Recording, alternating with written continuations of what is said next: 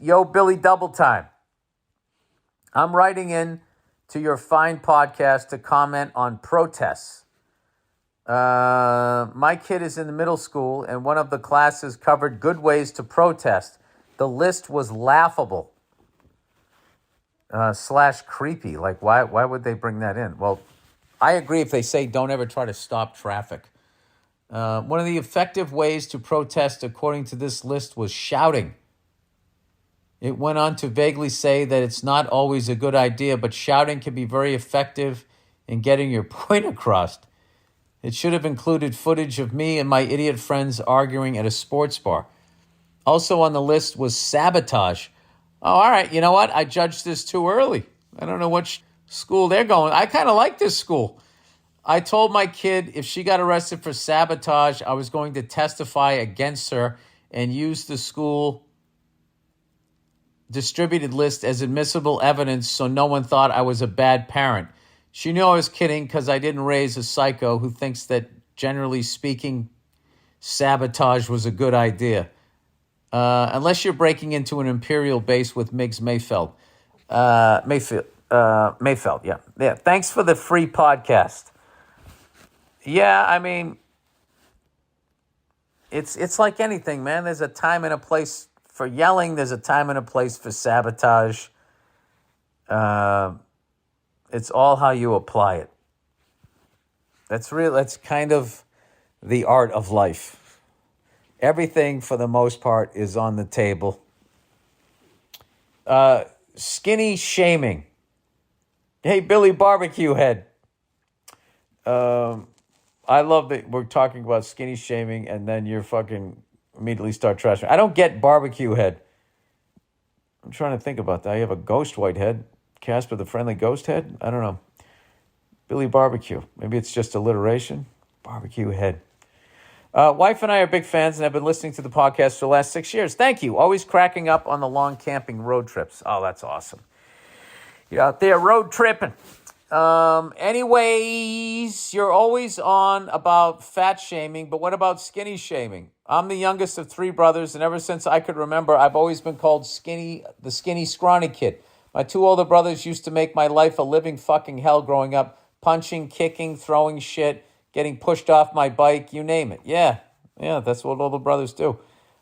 Too skinny and weak to do anything back. Mom and dad didn't care either.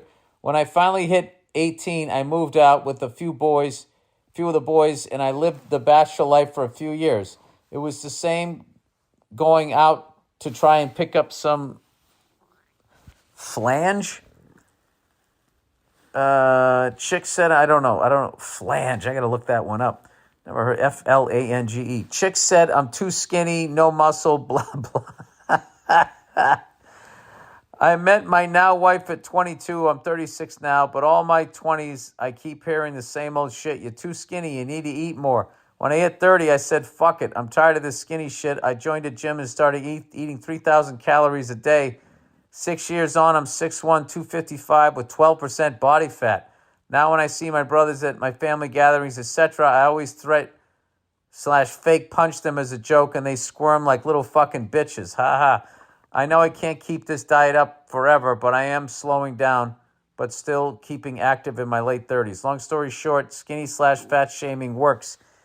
Bill, keep it up. Much love to you and your fam from another ginger. Yeah, being skinny sucks, and being scrawny, when you're younger, because all the chicks want to go for the fucking, the beefcake guys. But those guys usually end up being fat fucks with man tits in the end. So you're sort of front-end loading the shit. The same people trashing you will eventually be able to trash. And having a high metabolism and being skinny is fucking great. It's actually a great thing, I think. I don't think you need to go to the gym, too, and eat like a bunch of calories and put on a bunch of muscle. I would go martial arts, and there'd be that skinny dude that fucks somebody up, You're already skinny, so it's just nothing but bone. It's like you got a fucking, you're like a fucking walking shank. Anyway, robots filling prescriptions. Oh my God. What could go wrong here? You know what that's also like? That's like I heard they're getting rid of umpires. This is all just for money, I feel. At first, it's just going to be for money to replace people. And then the next move is they're going to try to make us feel inferior. So we accept our new place in life. And then I think eventually they'll get rid of us. That's how I think it goes. And and rather than rising up against them, we'll be too busy yelling at each other. Politically and racially and all of that other shit. I will tell you, I was at a hotel and this fucking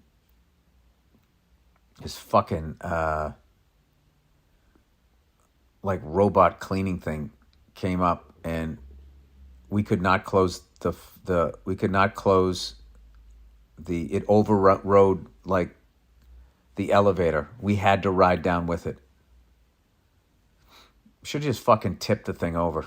I don't know why I didn't. It's like, I'm not riding down with that fucking thing. I remember it was like sort of like, it was so fucking creepy. I think the only thing that fills them up is just scaring people and creeping people out and shit. Like, how much more fucking cool can life get? It's like, we have enough technology. Just enough. Just stop. And all of these fucking egghead scientists, they all end up working for sociopaths. You know? Right back to fucking Albert Einstein. Even he fell into the same thing. All right. Robots filling prescriptions. Dear Bill, I work in healthcare IT. I don't know what IT means. I looked it up one time and I forget. Intensive tracheotomy. Let me see what does IT stand for. Here we go. Let's look this up. What does IT stand for? It's probably going to stand for a lot of things. Let's see. Yeah, what does it mean in technology? Information technology. All right. I work in healthcare information technology. I was in a conference call with a senior executive from a supermarket / pharmacy retailer with 2,200 locations in North America that starts with the letter K. Please don't read on air. Oh, okay. Roger, I won't say anything. Like all of corporate America, they want to automate everything they can. He said that they are testing automated machines to work in pharmacies and fill prescriptions instead of humans. He was very excited to report that the error rates by robots are way lower than humans based upon data from their existing pharmacy network. He said he could not reveal a deployment timeline, but was optimistic about 3 to 4 years. Since you are putting in so much good effort to stay healthy, are you concerned that our future medications for blood thinners and other critical medication for our golden years will soon be managed by algorithms and dispensed by automated machines? I've been to 4 of your shows and will happily continue to pay for tickets. Oh, what a nice compliment. Thank you. Best regards. I'm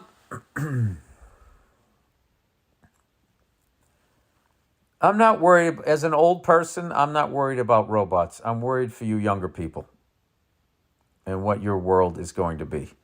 Same thing with like climate and all of that. It's like you get to a certain age and you realize it's not about you. It's about what you leave behind. What are we leaving behind and all of that stuff. And I don't know how to get out of this. I really don't. The only successful way to get out of anything has always been violence.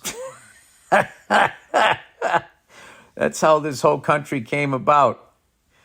You know, who would have thought those robber barons of the 1800s, the influence that they still have, the game that they set up and played so brutally effective with just like those heartless fucking people would just affect, like everybody is just under the thumb of that. Like there's no fucking reason for all of this.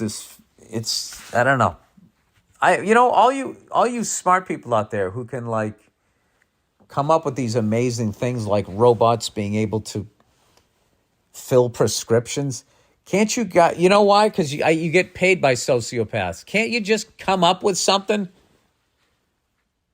that like can figure out if somebody's a sociopath, and when you get like a hit, then you literally just have like a hitman robot? It is a nice sci-fi movie.